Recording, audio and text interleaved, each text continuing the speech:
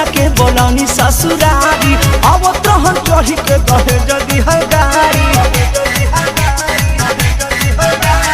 पहला बेरा सैया के बोलौनी ससुरारी अब तहन चढ़ी के कहे जदी है गाड़ी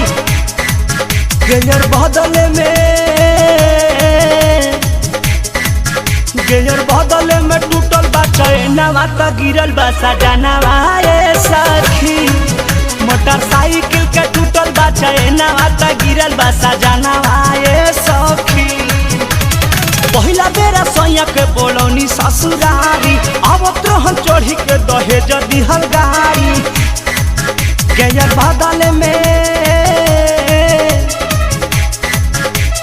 बदले में टूटल बा चैनवा त गिरल बा सजनवा ए सखी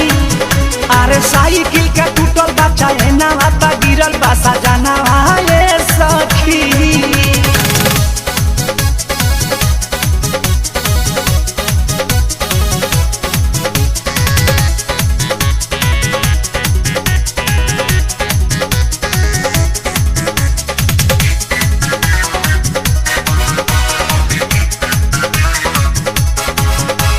ससुरा में रही थी त झाड़ के उठई थी सैया जी के दावा बीरो अपना करई थी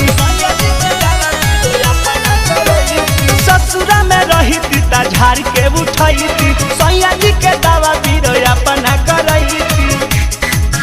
अब तो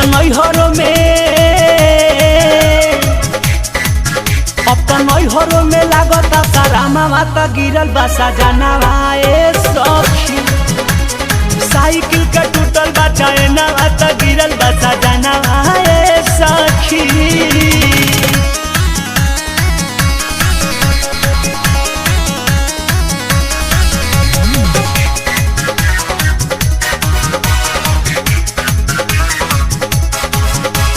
भौजी के मोबाइल से फोन रही कइले केहू नहीं के घरे ऐसे रही बोलैले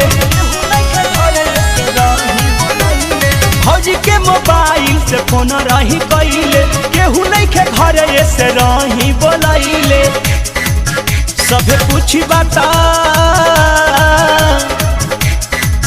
सभे पूछी बात करब का बहानावा त गिरल बा सजनवा ए सखी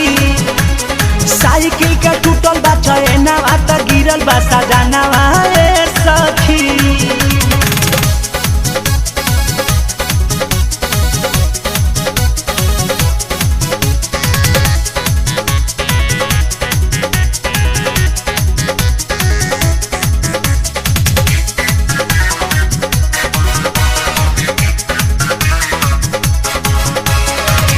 बजे रात के भुलाई सैया आइले और न बिहारी जब के महारी बजाइले 10 बजे रात के भुलाई सैया आइले शंकर अरुण जब के महारी बजाइले भैले परमोद से पहिला मिलनवा त खुश भइल मनवा ए सखी अरे साइकिल के टूटल बा चैनवा त गिरल बा